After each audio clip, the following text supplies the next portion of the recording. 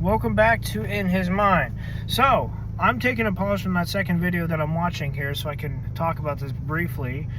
I don't need more than like 5-10 minutes. Now, the first video is by Pastor Mark Driscoll, and it is a confirmation, or rather it's a reassurance of what I have suspected. And the second video that I just came across out of nowhere seems to collaborate with what Pastor Mark Driscoll is saying. So, you know, the first one's about spirits working for God, and I find that to be interesting how, well, let's just say that there's probably a lot of leeway, but when God says or directs something to happen, it'll happen.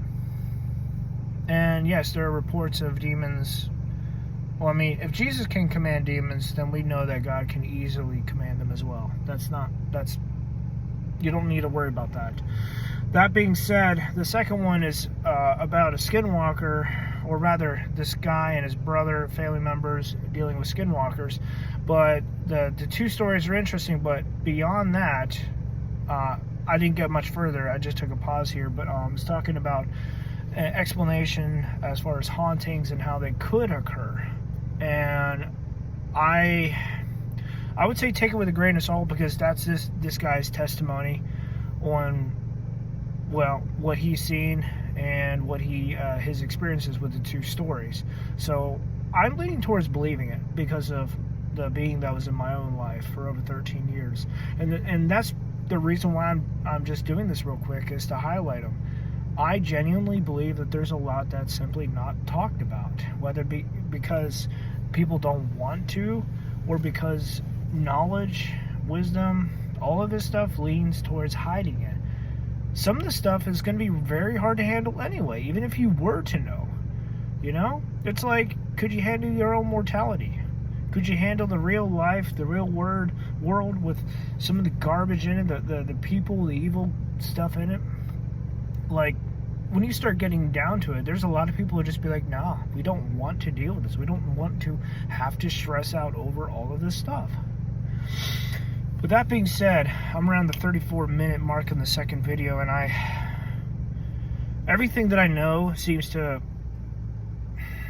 This video has been able to fill in some of the gaps with what I've already suspected. Let me put it that way. And even if it's not true, there are parts of it that are true, because I can confirm some of them. Obviously, I don't know how far some of the stuff actually goes. I do want to say there is a third part that I wanted to share, and that is, according to my birth mother, where I and her, like our whole family, has a bit of Native American in us. So I wouldn't be surprised if some of that is tied to some of what's happened in my life. But again, there's no confirmation or anything like that. I guess in a way, I kind of have to agree with Parker on this one. There's definitely some self-discovery, involved with me with this channel and all that. Putting some interesting stuff out there, and just kind of, there's some cool things that are that I found, or there's some really heavy topics on my mind. Just want to get this stuff out and share it. That being said, I have no intention of leading people away from Scripture, the Bible, but there's definitely a lot that kind of goes alongside Scripture. Think of it this way. When someone is running a race, others can run beside him and encourage him. It's very much like that. There's a lot of things outside of Scripture that supports what is in Scripture. And it doesn't have to be in the same way, too, which is great.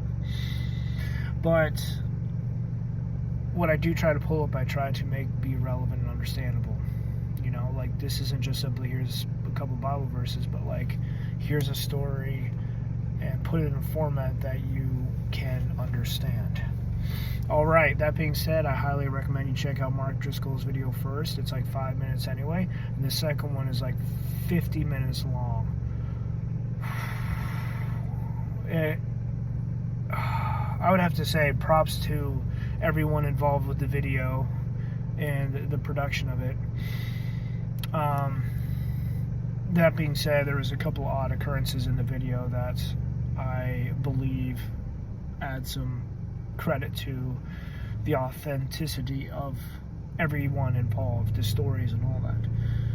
Namely, the only one that I will share right now is the battery that was fully charged, just emptying, just discharging. So they had to stop halfway through that and replace the light. When someone does not want your story told, you will find that out very quickly.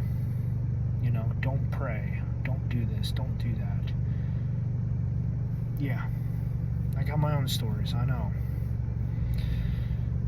All right. Until next time.